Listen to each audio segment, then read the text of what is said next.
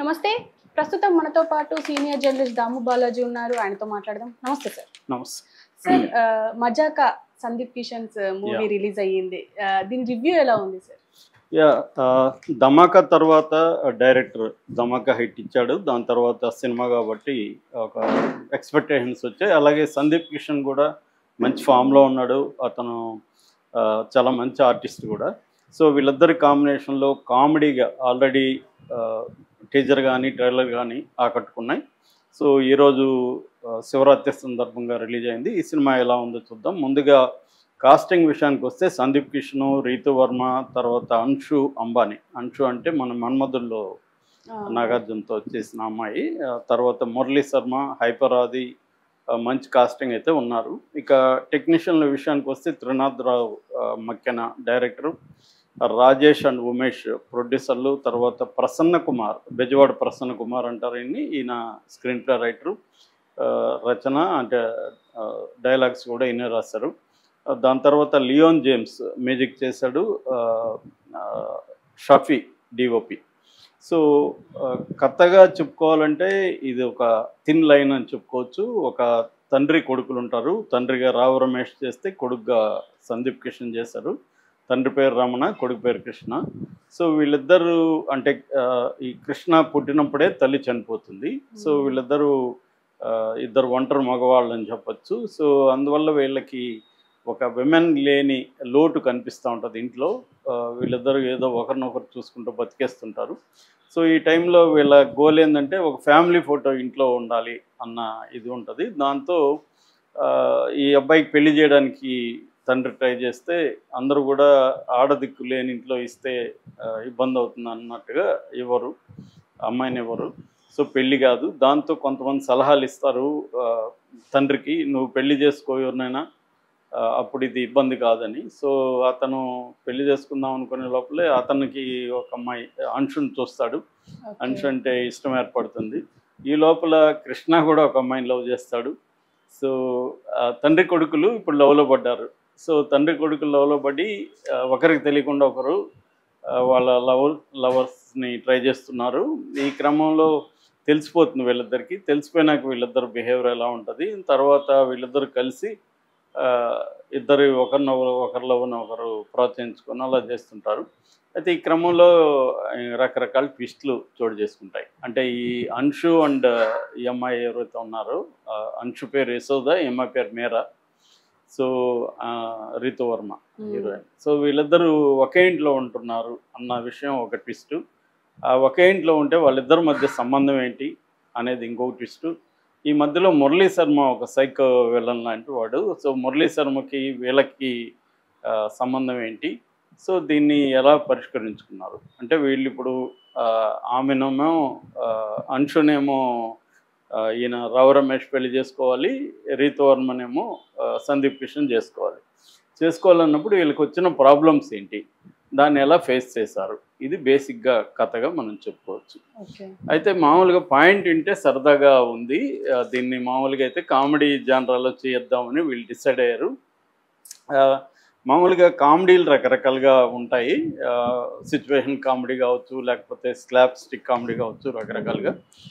మనకేంటంటే మన తెలుగులో ఒక రకమైన కామెడీ జబర్దస్త్ కామెడీ ఎవాల్వ్ అయింది ఈ మధ్యకాలంలో. జబర్దస్త్ కామెడీని పెట్టుకొని సినిమాలు తీసి హిట్ అయిన వాళ్ళు ఉన్నారు. లేటెస్ట్గా సంక్రాంతికి వస్తున్నాం, అదొక పద్ధతి.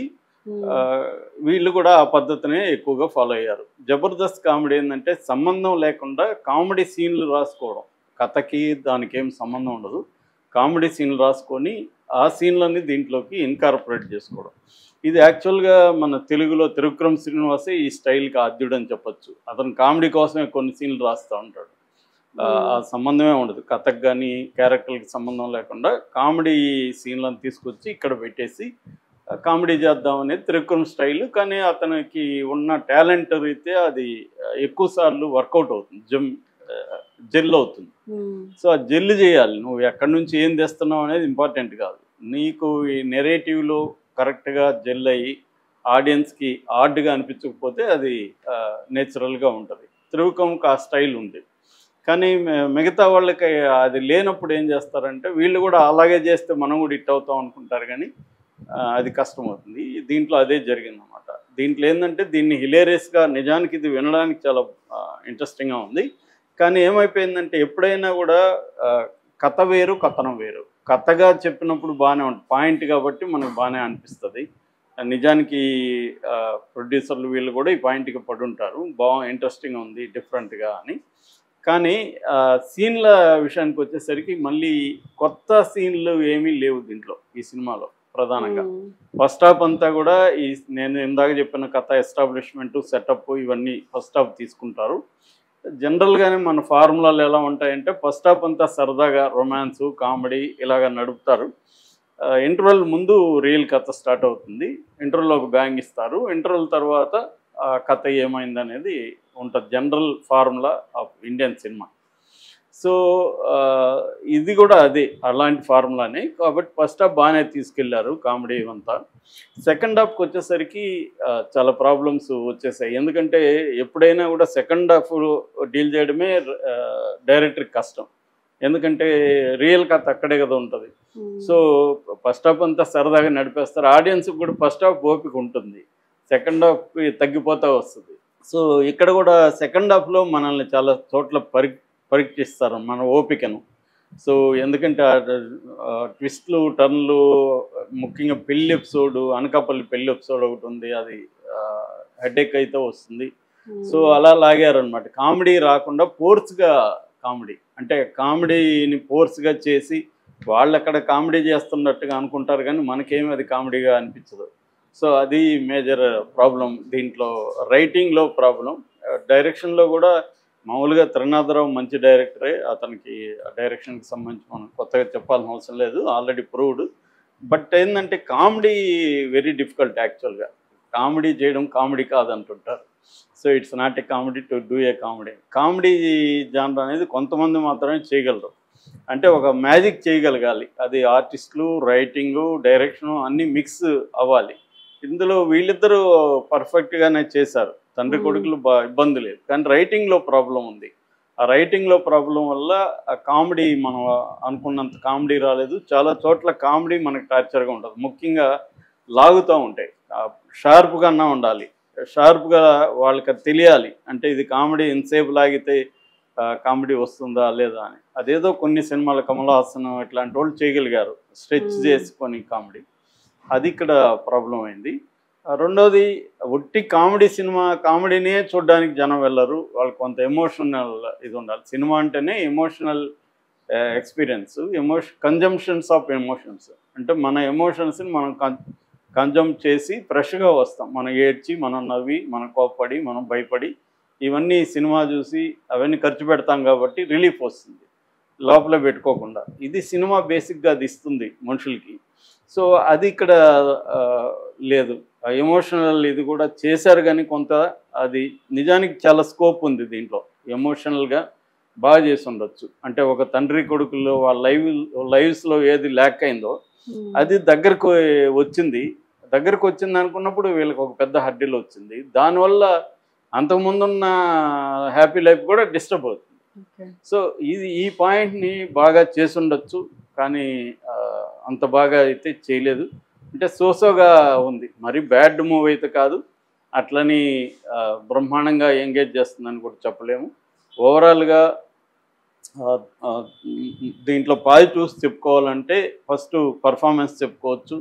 అట్లాగే కొన్ని చోట్ల Jabardasth kind of comedy work out అయింది. దాని తర్వాత బ్యాక్గ్రౌండ్ స్కోరు, కెమెరా వర్క్ ఇవి కూడా బాగున్నాయి. కాకపోతే ఎక్స్ట్రాడినరీగా ఏమీ లేవు. బ్యాక్గ్రౌండ్ స్కోర్ కూడా మామూలుగా జేమ్స్ బాగానే చేస్తాడు, కానీ ఇందులో అంత స్కోప్ లేదు, తను అంత గొప్పగా లేదు. రెండోది ఇలాంటి వాటికి పాటలు బాగా ఉంటే సినిమా ఎలివేట్ అవుతుంది. అది పాటలు అంత గొప్పగా లేవు, పైగా రాంగ్ ప్లేస్మెంట్లో పాటల్ని ప్లేస్ చేయడం కూడా ఒక్కోసారి మనకి ఇబ్బంది. అబ్బా ఎప్పుడు పాట ఏందిరా బాబు అన్న ఫీలింగ్ వస్తుంది. సో ఇటువంటి లోపాలు దీంట్లో ఉన్నాయి. మైనస్ ఇంకా చెప్పుకోవాలంటే మనకి రొటీన్ సీన్స్ ఎక్కువ, అంటే ప్రెడిక్షన్ ఉంటుంది. కామెడీ ఎప్పుడు వస్తుంది అంటే ప్రెడిక్షన్ ఉన్నా కూడా కామెడీ వస్తుంది, బట్ అది రేర్గా ఉంటుంది. కామెడీలో కూడా ట్విస్ట్లు, టర్న్లు ఉండాలి, అట్లాగే ఇంకా ఎమోషనల్ ట్విస్ట్లు ఉండాలి. అక్కడక్కడ ఇంటర్వెల్ తర్వాత ఒక ట్విస్ట్ అది బాగానే ఉంది, అక్కడ నుంచి మళ్ళీ వచ్చే ట్విస్టులు అంత గొప్పగా లేవు అనమాట. సో ప్రెడిక్టబిలిటీ అనేది ఒకటి. రెండోది కామెడీలో లాజిక్లు అవసరం లేదు. నిజానికి కామెడీ వర్కౌట్ అయితే అవ్వకపోతే లాజిక్లు చూస్తాం. అలాగా దీంట్లో లాజిక్లే లేవు నిజానికి. వీళ్ళిద్దరు వెరీ లౌడ్గా ఉంది. ముఖ్యంగా రావు రమేష్ అమ్మాయి కోసం ఒక టీనేజర్ లాగా పరిగెత్తడం అదంతా ఎబ్బెట్టిగా అనిపిస్తుంది. దాన్ని కొంత బాగా చేసి వేరే డిఫరెంట్గా చేసి ఉండొచ్చు, కానీ ఇద్దరికి తేడా లేకుండా తండ్రి కొడుకులు ఒకే రకంగా లవ్ చేస్తున్నారు అన్నట్టుగా చూపిద్దాం అనుకున్నారు. అక్కడ అది ఇబ్బందిగా, చాలా చోట్ల ఎబ్బెట్టిగా మనకి ఏంద్రా ఇది అన్నట్టుగా సిల్లీగా అనిపిస్తాం. అంటే ప్రేమే సిల్లీ వ్యవహారం అనుకోండి, కాకపోతే దాన్ని సరదాగా చూపించి ఉండొచ్చు, కానీ అది ఎబ్బెట్టిగా వచ్చేసరికి మనం కనెక్ట్ అవ్వం అనమాట. అటువంటి ప్రాబ్లమ్స్ ఉన్నాయి. ఓవరాల్గా 2.5 hour లెంగ్త్ కూడా కొంత ఎక్కువ. ఇది ఇలాంటిది 2 hours 10 minutes లోపలే ఉంటే కొద్దిగా షార్ప్గా ఉంటుంది. 2.5 hours తీసుకున్నాడు. ఓవరాల్గా నా రేటింగ్ 2.